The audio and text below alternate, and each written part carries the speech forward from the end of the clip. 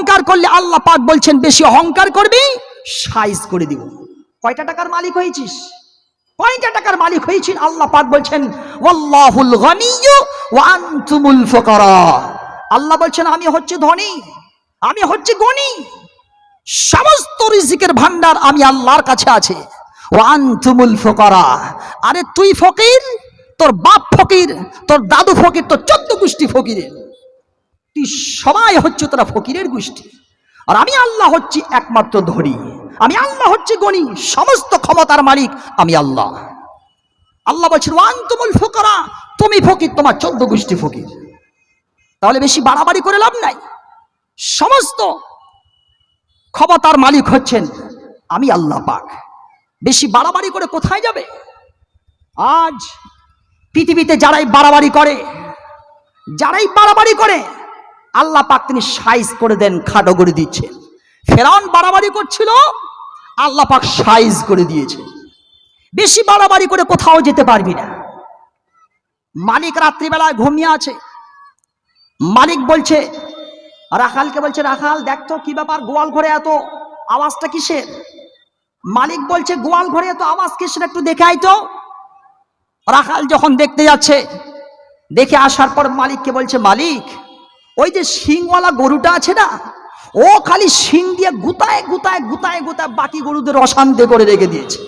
ও বলছে তাই নাকি? আমিও কয়েকদিন ধরে টের করছি যে শিংওয়ালা গরুটা মনে হচ্ছে খালি গুতা মারছে। আচ্ছা শোন রাখাল, একটা দড়ি নিয়ে আয়। একটা দড়ি নিয়ে আসা হলো, একটা খাটো দড়ি নিয়ে আয়। আর দড়ি নিয়ে আসার পর গলাতে সুন্দর করে বেঁধে দিয়ে একটা খুঁটার সঙ্গে বেঁধে রেখে দিল। ছোট্ট করে একটা খাটো দড়িতে করে, খাটো করে গজের সঙ্গে খুঁটির সঙ্গে সুন্দর করে বেঁধে রেখে দিল। এখন গরু আর গুতাতে পারে না, খালি ফস ফস ফস ফস করে, খালি আর গুতাতে পারে না। আল্লাহ পাক ঠিক তেমনই বলেন আজরাইল দেখ, আমার পৃথিবীতে, আমার জমিনের মধ্যে আমার খাচ্ছে, আমার পান করছে, সবকিছু ক্ষমতাবান আমি। আর আমার জমিনে কারা অহংকার করে চলছে দেখ। যারাই অহংকার করছে না কারো, তাদেরকে সাইজ করার জন্য শুধুমাত্র 3.5 হাত কবরের মধ্যে ঢুকিয়ে তাকে সাইজ করে দিই। সুতরাং বেশি বাড়াবাড়ি করলে আল্লাহ পাক তিনি সাইজ করে দিবেন। অহংকার নয়, ক্ষমতা আল্লাহ পাক দিয়েছেন, ক্ষমতা অল্প সমস্ত জায়গায় প্রয়োগ করা যাবে না। বেশি দাদাগিরি নয়। আজ আজ ভারতবর্ষের মাটিতে মানুষ ক্ষমতা শুরু করেছে। আজ ভারতবর্ষের মাটিতে যারা সরকার, যারা চেয়ারে বসে আছে, আজ নিরীহ মুসলমানদের উপর বা পৃথিবীর ভারতবর্ষের অসংখ্য মানুষের প্রতি নির্যাতন করছে, জুলুম করছে, অন্যায় করছে, অত্যাচার করছে। মুসলমানদের বলেই দেওয়া হয়েছে, আপনারা নিউজের মাধ্যম দিয়ে তো শুনেই থাকেন, মুসলমান ভারতে থাকতে চাস, থাকতে চলে 3টা শর্তের উপর তোকে থাকতে হবে। 1 নম্বর শর্ত, মুসলমান নামকে কেটে হিন্দু হয়ে যেতে হবে। ভারতে থাক, হিন্দু হয়ে কোনো প্রবলেম, ডাজন্ট ম্যাটার। 2, ভারতে থাকতে চাইলে সমস্ত অগ্রাধিকার সবকিছু ছিনিয়ে নেওয়া হবে। আর 3 নম্বর, নইলে পরে ভারত থেকে অন্য দেশে চলে যা, তোকে কেউ শব্দ কোনো চুঁচা করতে যাবে না। এই 3টা শব্দ। সুতরাং আজ জালেমরা অন্যায় করছে, অত্যাচার করছে, মুসলমানদের প্রতি অন্যায় করছে, অত্যাচার করছে। মুসলমান মাজলুম জনতা করবে কি? সুতরাং এই মুসলমানেরা রাত্রিবেলায় উঠে যদি শুধুমাত্র ফরিয়াদ যে রব্বুল আলামিন, জালেম বাদশা আমাদের প্রতি অন্যায় করছে, অত্যাচার করছে, আল্লাহ হয়তো তুমি তাকে ধূলিসাৎ করে দাও, নইলে হেদায়াত দাও। যে আল্লাহ ফেরাউনকে মেরেছিলেন, ওই আল্লাহ আজ আছেন না নাই? জি আছেন না নাই? ওই আল্লাহ আজও আছেন।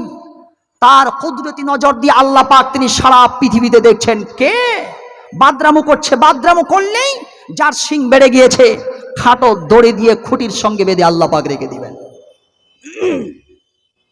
আল্লাহ পাক সবকিছু দেখছেন। কোরআনে কারীমের মধ্যে আল্লাহ পাক বলেন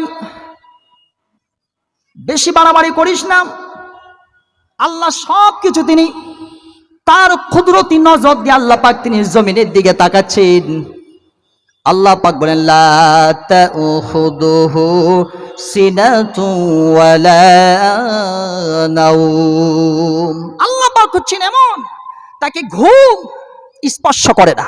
আল্লাহ তিনি ঘুমান না, সব সময় তিনি জাগ্রত, তিনি সবকিছু A to Z জিনিস দেখছেন, কে কোন অবস্থায় আছে সবকিছু আল্লাহ পাক তিনি দেখছেন। নবী মুসা আলাইহিস সালাতু ওয়াস সালাম তিনি বলছেন, রব্বুল আলামিন তুমি নাকি ঘুমাও না? আল্লাহ পাক বলেন, না ঘুমাই না। নবী মুসা তিনি খুব আদরের নবী, আল্লাহ পাকের খুব আদরের নবী, নইলে পরে ওই আদরের নবীকে আল্লাহ পাক না হতে বাঁচাতেন, তাকে তো দরিয়ায় ফেলে দেওয়া হয়েছিল, কিসসা কাহিনী তো জানেন। সেখান থেকে উঠে আল্লাহ পাক তিনি বাঁচিয়েছিলেন। খুব আদরের নবী, জিদ্দি নবী, রাগী নবী, আল্লাহকে জিজ্ঞাসা করছেন, রব্বুল আলামিন তুমি নাকি ঘুমাও না? আল্লাহ পাক বলেন, না না আমি তো ঘুমাই না। নবী মুসা তিনি আবার বলছেন, এটা কি রকম করে হয়? পৃথিবীতে যত মানুষ যারা বেশি বেশি কাজ করে সে ক্লান্ত হয়ে তাড়াতাড়ি তাকে ঘুমাতে হয়, আপনি তো সারা পৃথিবীর তিনি ক্ষমতাবান, আপনি তো সারা পৃথিবীকে পালতেছেন, আপনি কেমন করে ঘুমান না? আল্লাহ পাক বলেন, কেন তুমি কি বিশ্বাস করো না? নবী মুসা বলছেন, বালা, কেন নয়, আমি নবী, বিশ্বাস না করে পারা যায়? বিশ্বাস না করে পারা যায়? ওয়ালাকিন লিয়াতমাইন্না কলবি, তবে যদি দেখিয়ে দিতে তাহলে আত্মাটা শান্তি হয়ে যেত। যদিও এই হাদিসটা সম্পর্কে কালাম করা হয়েছে, তবু শোনাচ্ছি শুনে। আল্লাহ পাক বলেন, ও মুসা তুমি যখন আমার দৃশ্যটা বাস্তব রূপে দেখতে যাও, ঠিক আছে চলো ওঠো, একটা গ্লাস নাও, এই গ্লাসকে সাথে করে তুমি পাহাড়ের দিকে চলো। নবী মুসা গ্লাসকে সাথে করে তিনি পাহাড়ের দিকে চলতে আরম্ভ করলেন। পাহাড়ের দিকে চলে গেলেন, পাহাড়ের উপরে তিনি উঠে গিয়েছেন। অপরদিকে আল্লাহ পাক ঘুমকে অর্ডার করলেন, এ ঘুম নবী মুসাকে ধর। ঘুম এসে নবী মুসা আলাইহিস সালাতু ওয়াস সালামকে ধরে ফেলেছে, ক্যাচ করে ফেলেছে, স্পর্শ করে ফেলেছে। যখনই ঘুম এসে নবী মুসাকে ধরে ফেলে, সঙ্গে সঙ্গে নবী মুসার হাতে যে গ্লাসটা ছিল, ঘুম আসার সঙ্গে সঙ্গে সেই গ্লাসটা আল্লাহর জমিনে মাটিতে পড়ে ভেঙে চুরমাচার হয়ে গেল। নবী মুসা তিনি জেগে গেলেন। নবী মুসা সাজদায় পড়ে গিয়ে রব্বুল আলামিনকে ফরিয়াদ করে বলছেন, রব্বুল আলামিন আমার জ্ঞানের চক্ষু খুলে গিয়েছে, আমি তো মনে করছিলাম আপনিও ঘুমান যেমন আমরা ঘুমাই, কিন্তু আপনি যদি ঘুমায় যান তাহলে সারা পৃথিবীর চাবিকাঠি, সমস্ত পৃথিবীর রিমোট কন্ট্রোল তো আপনার হাতে রয়েছে। আসমান জমিন সূর্য চন্দ্র নক্ষত্র তাম পৃথিবীর রিমোট কন্ট্রোল তো আপনার হাতে রয়েছে। আপনি যদি ঘুমায় যান তাহলে মুসিবতওয়ালা মানুষ যখন চিৎকার দিয়ে বলবে, রব্বুল আলামিন তুমি আমারে বাঁচাও বাঁচাও বাঁচাও, ওই সময় আপনি যদি ঘুমায় যান তাহলে এই সমস্ত পৃথিবীবাসীকে তখন কে বাঁচাবে? আল্লাহ যে কত মহান, সৃষ্টি জগত তার প্রমাণ। আল্লাহ যে কত মহান, সৃষ্টি জগত তার প্রমাণ। তার নামে একই পড়ে শুধুমাত্র কুল হুয়াল্লাহু আহাদ। জি, তিনি হচ্ছেন পূর্ণ ক্ষমতাবান। আল্লাহকে ঘুম স্পর্শ করে না, আল্লাহ পাককে ঘুম স্পর্শ করে না। সুতরাং বলতেছিলাম তিনি হচ্ছেন ক্ষমতাবান। আল্লাহ রাসূল সাল্লাল্লাহু আলাইহি ওয়াসাল্লাম বলেন, ইয়াকুম ওয়াল হাসাদ ফাইনাল হাসাদ ইয়াকুলুল হাসানাত কামা তাকুলুন নারুল হাতাব। আল্লাহ রাসূল বলছেন, শোনো, হিংসা করো না। আজ গ্রামে তো হিংসা বেশি, আজ গ্রামে তো হিংসা বেশি। শুধু সাধারণ মানুষ হিংসা করছে এমনটা না, মৌলবি মৌলবিতে হিংসা, হাফেজ হাফিজতে হিংসা, কারি কারিতে হিংসা, মাস্টার মাস্টারে হিংসা। একজন যদি বাড়তে চায় তার ট্যাং ধরে খালি নিচে নামা। আপনি টাকাওয়ালা হয়েছেন, আলহামদুলিল্লাহ, ভালো কথা, সমাজ উন্নত হচ্ছে, ভালো কথা। পাশের বাড়ি আর মরে যাচ্ছে, কি করে এত টাকাওয়ালা হয়ে গেল, ওকে টেনে হেঁচড়ে ছেঁচড়ে নিচে নামা। মানুষের যে একটা অহংকার, হিংসা চালু হয়ে গেছে। এই জন্য আল্লাহ রাসূল বলছেন, ইয়াকুম ওয়াল হাসাদ, হিংসা নয়, হিংসা থেকে বাঁচো। ফাইনাল হাসাদ ইয়াকুলুল হাসানাত, তোমার মধ্যে যদি হিংসা থেকে যায়, জীবনের যত ভালো আমল করেছে সব ডিলিট হয়ে যাবে, একটাও থাকবে না। আল্লাহর নবী বলেন, কামা তাকুলুন নারুল হাতাব, যেইভাবে করে আগুন কাঠকে জ্বালিয়ে পুড়িয়ে শেষ করে দেয়, ঠিক তেমনটাই আপনার আমার মধ্যে যদি হিংসা কাজ করে যায়, যদি হিংসা ঢুকে যায়, নবীজি বলেন কামা তাকুলুন নারুল হাতাব, যেমন ভাবে আগুন লকড়িকে কাঠকে জ্বালিয়ে পুড়িয়ে শেষ করে দেয়, ঠিক তেমনটি আপনার জীবনের সমস্ত আমলগুলো হিংসা থাকার কারণে সবকিছুই আল্লাহ পাক বরবাদ করে দিবে। সুতরাং হিংসা নয়, হিংসা নয়, অহংকার নয়। অহংকার করে আমরা কিছুই করতে পারবো না, কারণ একমাত্র অহংকার করার ক্ষমতা একমাত্র যিনি রাখেন তিনার নাম হচ্ছে আল্লাহ। আল্লাহ ছাড়া অহংকার করার কেউ মানে না। আমি আপনি অহংকার করে কি করতে পারবো? আজ যদি ব্রেন টিউমার আল্লাহ পাক দিয়ে দেন, শেষ। হার্টের মধ্যে যদি এমন একটা রোগ দিয়ে দেন, আরে তোমার 14 গোষ্ঠী বিক্রি করে দিলেও সেই রোগ থেকে আর তুমি বাঁচতে পারবে না। কবরে 1500 টাকা দামের কাপড় পরে তোমাকে চলে যেতে হবে। ওবি নিজেও কিনতে পারবে না, আত্মীয় স্বজন কিনে নিয়ে সে কবরে ঢুকিয়ে দিবে। তাহলে এত অহংকারটা কিসে? Stop, stop, don't go ahead. এত অহংকার নয়, বেঁচে যা। আল্লাহ নবীর সাহাবায়ে কেরামগণ অহংকার মুক্ত জীবন ব্যবস্থা করতেন। সারা শরীরের মধ্যে ইমানে ভরপুর, ইমান সমস্ত জায়গায় সাহাবায়ে কেরামগণের কাজ করতেছে। ইমান পরিপূর্ণ থাকার কারণে শুধুমাত্র অনুগত্য অনুসরণ শুধুমাত্র আল্লাহ এবং তার রাসূলের শুধুমাত্র করত। আল্লাহর প্রতি যদি ইমান বিশ্বাস হয়ে যায়, একটা মানুষ ভদ্রতা, সচ্ছলতা, নম্রতা তার মধ্যে চলে আসবে, নীরব চলে আসবে। রাসূলের প্রেম, প্রীতি, ভালোবাসা তার মধ্যে এ টু জেড জিনিস ঢুকে যাবে। শুধুমাত্র আল্লাহর প্রতি বিশ্বাস। এই জন্য বলেছি যে আল্লাহর যে তিনি ক্ষমতাবান, এ টু জেড ক্ষমতা সম্পর্কে আপনাকে বিশ্বাস করতে হবে। আর একজন মানুষ যদি নিজেই মনে করেন আমি হচ্ছে ক্ষমতাবান, তার মানে তার কাছে অহংকার ঢুকে গেছে। সাহাবায়ে কেরামগণ কি তাদের অবাস্তবনীয় আমল, কারণ তাদের প্রতি আল্লাহর বিশ্বাস ঢুকে গিয়েছে। এই জন্য সাহাবায়ে কেরামগণের আমল। হযরত আনাস রাদিয়াল্লাহু তাআলা আনহু তিনি রাস্তা দিয়ে চলে যাচ্ছেন। হাদিসটি হচ্ছে আন আনাস ইবনে মালিক রাদিয়াল্লাহু তাআলা قال لقد رايت رسول الله صلى الله عليه وسلم والحلاق يحلق به। আল্লাহ রাসূল সাল্লাল্লাহু আলাইহি ওয়াসাল্লাম তিনি একদিন তার নিজের চুল কাটার জন্য তিনি নাপিতের কাছে গেছেন। মুসলিম শরীফের হাদিস শোনাচ্ছে, একদম সহি হাদিস। নিজের চুল কাটার জন্য আল্লাহ রাসূল সাল্লাল্লাহু আলাইহি ওয়াসাল্লাম নাপিতের কাছে গেছেন। ওয়া আতাফা বিহি আসহাবুহু, আর সাহাবায়ে কেরামগণ চতুর্দিক থেকে হাতগুলো এইভাবে ছড়িয়ে দিয়েছেন, এইভাবে এইভাবে। আমার হাত, আরেকজন সাহাবীর হাত, আরেকজন সাহাবীর হাত, সমস্ত সাহাবায়ে কেরামগণ এইভাবে হাতগুলো ছড়িয়ে দিয়েছেন। হযরত আনাস তিনি বলেন, সাহাবায়ে কেরামগণের শুধুমাত্র মাথায় একটাই ধারণা, ফামা ইউরিদুনা তাকাশারাতুন ইল্লা ফি ইয়াদিহি। আল্লাহর নবীর এই মোবারকওয়ালা চুল যাতে করে জমিনে না পড়ে যায়, এই জন্য সাহাবায়ে কেরামগণ রাসূলের প্রতি প্রেম, প্রীতি, ভালোবাসা দেখায় হাতগুলো ছড়িয়ে দিয়েছেন। সুবহানাল্লাহ, কি প্রেম, কি ভালোবাসা, আর রাসূলের প্রতি কি একটা মহব্বত। তাদের কাছে ঈমান পরিপূর্ণভাবে ঢুকে গিয়েছে। আল্লাহই যে একমাত্র ক্ষমতাবান তাদের অন্তরের মধ্যে ঢুকে গিয়েছে।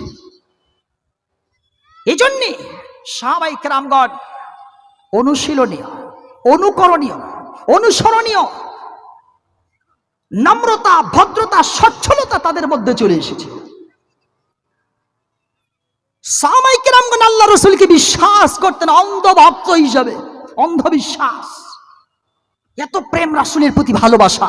আজকে আমরা বলি আই লাভ মোহাম্মদ, আজকে বলি তো আই লাভ মোহাম্মদ। যে বলছে একটুখানি তল্লাশি করে দেখো তো মুখে তার দাড়ি নেই, আর বলছে আই লাভ মোহাম্মদ। চুলগুলো কেটেছে Narayan cutting, Shahrukh Khan cutting, Salman cutting, ও বলছে আই লাভ মোহাম্মদ। ওর মুখে মানায়? প্যান্ট পরে আছে গাঁঠার নিচে চলে গেছে আর বলছে আই লাভ মোহাম্মদ।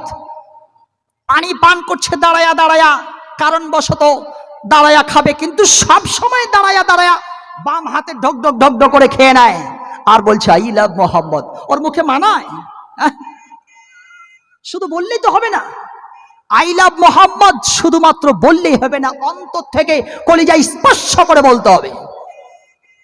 সাহাবায়ে কেরামগণ অন্ধবিশ্বাসী ছিলেন। আল্লাহ রাসূল সাল্লাল্লাহু আলাইহি ওয়াসাল্লাম এক ইহুদির কাছ থেকে কিছু টাকা ধার নিয়েছিলেন। এই যে কিছু টাকা ধার নিয়েছিলেন, যখনই তিনি টাকা ধার নিলেন, রাসূল সাল্লাল্লাহু আলাইহি ওয়াসাল্লাম সময় মতো ওই সময়ে, নির্ধারিত সময়ে টাকা তিনি আবার ফেরত দিয়ে দিলেন। ইহুদি এসে বলছে, ইয়া রাসূলুল্লাহ, মুহাম্মদ সাল্লাল্লাহু আলাইহি ওয়াসাল্লাম, তুমি আমাকে টাকা ফেরত দাও নাই। আল্লাহ রাসূল বলছেন, কি ব্যাপার, অবাক করা কথা, আমি তোমাকে টাকা তো ব্যাক দিয়েছি, ফেরত দিয়েছি। ইহুদি বলছেন, না, আপনি আমাকে টাকা দেন নাই। রাসূলুল্লাহ বলছেন, টাকা দিয়েছি। ইহুদি বলছেন, না, দাওনি। আশ্চর্য ব্যাপার। রাস্তা দিয়ে একজন সাহাবী চলে যাচ্ছেন। সাহাবী যেতে যেতে তিনি বলছেন, ইয়া রাসূলুল্লাহ, কি ব্যাপার, হোয়াট ইজ দ্য ম্যাটার, কি হচ্ছে এই জায়গায়, কি প্রবলেমটা কি, আমাকে একটু বলে। রাসূলুল্লাহ বলছেন, এই ইহুদিকে আমি ইহুদির কাছ থেকে টাকা নিয়েছিলাম, ওকে আমি টাকা ফেরত দিয়েছি। ইহুদি বলছে, আমি নাকি তাকে টাকা দিই নাই। সাহাবী তিনি বলছেন, ইয়া রাসূলুল্লাহ, নিশ্চয়ই আপনি ইহুদিকে টাকা দিয়েছেন।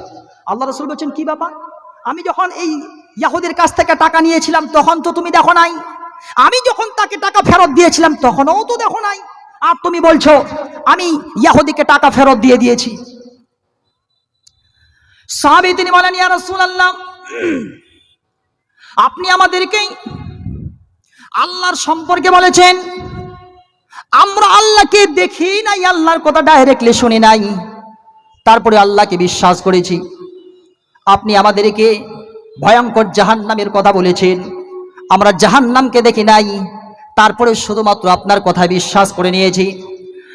আপনি আমাদেরকে পরকাল সম্পর্কে বলেছেন, কিয়ামতের কঠিন দিবস সম্পর্কে আপনি আমাদেরকে বলেছেন, আমরা তো এই সমস্ত বড় বড় ভয়ঙ্কর জিনিসগুলো আমরা তো স্বচক্ষে দেখি নাই, তারপরেও আপনার কথা শোনার পর শুধুমাত্র আমরা বিশ্বাস করে ফেলেছি। ইয়া রাসূলুল্লাহ, আমরা এত বড় বড় জিনিস না দেখেই যদি আমরা বিশ্বাস করতে পারি, তাহলে ইয়া রাসূলুল্লাহ, এটা তো শুধুমাত্র অল্প জিনিস, অল্প টাকা। এই অল্প টাকা আপনি ওই ইহুদিকে ফেরত দিয়েছেন, এতে কোনো সন্দেহ নাই, কোনো সন্দেহ নাই। আমরা বড় বড় জিনিসকে না দেখেই বিশ্বাস করতে পেরেছি। আপনি যেহেতু বলছেন টাকা ইহুদিকে ফেরত দিয়েছি, নিশ্চয়ই আপনি অবশ্যই আপনি ইহুদিকে টাকা ফেরত দিয়েছেন, কোনো সন্দেহ নাই, নিশ্চয়ই আপনি টাকা ফেরত দিয়েছেন, কোনো সন্দেহ নাই। এটাই হচ্ছে নবীর প্রতি ভালোবাসা, রাসূলের প্রতি অন্ধবিশ্বাস। সুতরাং আল্লাহ রাসূলের প্রতি বিশ্বাস ওইভাবেই করতে হবে, আল্লাহর প্রতি ঈমান ওইভাবেই নিয়ে আসতে হবে। সম্মানিত ভাইরা আমার, আমি আল্লাহর ক্ষমা কথা বলতে গিয়ে আমি বলতেছিলাম, একটা মানুষ যখন আল্লাহর প্রতি বিশ্বাসী হয়ে যায়, ওই লোকটার কাছে অহংকার বলে আর কোনো রকমের কোনো জিনিস থাকতে পারে না। আপনি যদি অহংকার মুক্ত জীবন ব্যবস্থা চালু করতে চান, তাহলে একমাত্র পদ্ধতি, আপনি এদিক ওদিক না গিয়ে আপনি নামাজের মধ্যে চলে আসেন। নামাজ হচ্ছে এমন একটা জিনিস মানুষের মধ্যে অহংকার মুক্ত করে দেয়। মানুষ যখন নামাজে দাঁড়ায় যায়, আমার পা আপনার পা একসঙ্গে মিলিয়ে দাঁড়ায় যায়, তার মানে সেই জায়গায় অহংকার থাকতে পারে না। কবি সম্রাট আল্লামা ইকবাল তিনি কি সুন্দর করে তিনি বলতেছেন, एक ही सफ में खड़े हो गए महमूद अयास, ना कोई बंदा रहा ना कोई बंदा नवाज। কবি সম্রাট আল্লামা ইকবাল তিনি কি সুন্দর কবিতা বলছেন, যে এক কাতারে দাঁড়িয়ে গেল সম্রাট মাহমুদ আর গোলাম আয়াস, চাকর আয়াস আর সম্রাট মাহমুদ একই কাতারে দাঁড়িয়ে গিয়েছে। গোলাম আয়াস এর পা সম্রাট মাহমুদের পায়ের সঙ্গে লেগে গিয়েছে।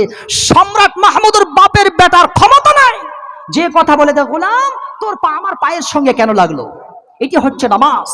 নামাজ হচ্ছে এমন একটা জিনিস অহংকার মুক্ত করে দেয়। সুতরাং নামাজ পড়বেন, অহংকার মুক্ত হবে। আল্লাহর নবীর কাছে এক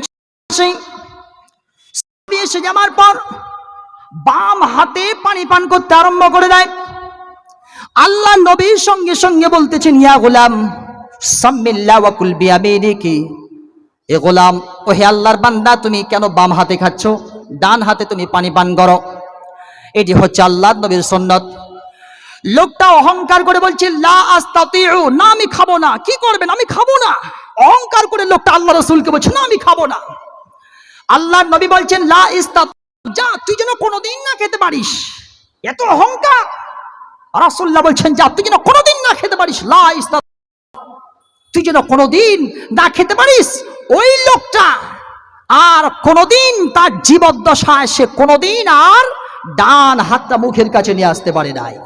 সুতরাং যেখানে মন সেখানে দাঁড়িয়ে দাঁড়িয়ে ঘট ঘট করে পানি পান করে নেব, জিনা জিনা পানি পান করা যাবে না। যেগুলো আল্লাহ রসুলের সুন্নাত, ইসলাম যে সমস্ত পদ্ধতি দিয়েছে ওই সমস্ত পদ্ধতি অনুযায়ী আপনাকে পানি পান করতে হবে। ইসলামের পদ্ধতি কয়টা? পানি পান করার জন্য আপনি যদি ইচ্ছা করেন আমি নিজের মতো করে পানি খাবো, খেতে পারবেন না। ইসলামের বিধান, এক গ্লাস পানি পান করতে গেলে 5টা বিধান মেনে চলতে হবে, তারপরে আপনি 1 গ্লাস পানি পান করতে পারবেন।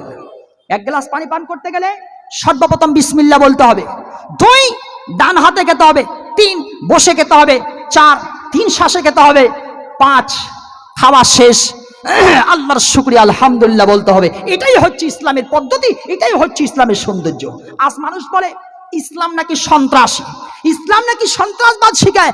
আরে যে ইসলামের মধ্যে 1 গ্লাস পানি পান করতে গেলে 5টা বিধান লাগে, ওই ইসলাম, ওই ইসলামের মধ্যে কি কোনোদিন সন্ত্রাসবাদী শেখাতে পারে? কোনোদিন নয়।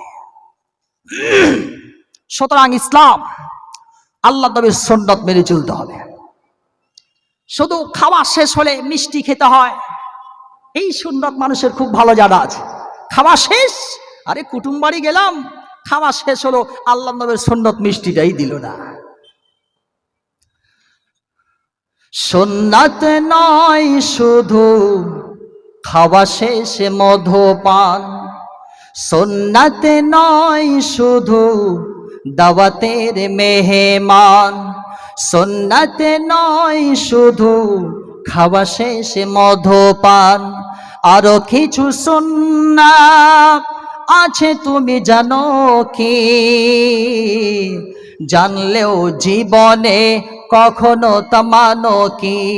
জানলেও জীবনে কখনো তা মানো কি? একবার জোরে বলি আল্লাহু আকবার। সুতরাং অহংকার নয়, এখান থেকে একটাই বিষয়, কোনদিন অহংকার করে দুনিয়ার বুকে চলবো না। পারবো তো এই কথা? এটা হচ্ছে ইসলাহি জালসা। আপনাকে টাকা পয়সা দেওয়ার কথাও কালেকশনেও করা হবে না, শুধুমাত্র আমল, ইসলাহি জলসা। সুতরাং একটা কথা এখান থেকে নিয়ে যাই, আজ থেকে নিয়ে কিয়ামত পর্যন্ত যতদিন আল্লাহ হায়াত রেখেছে, অহংকার মুক্ত জীবন ব্যবস্থা আল্লাহ তুমি আমাদের মধ্যে চালু করে দাও। আমরা চিৎকার দিয়ে বলি আমিন। আল্লাহ তুমি কবুল করো।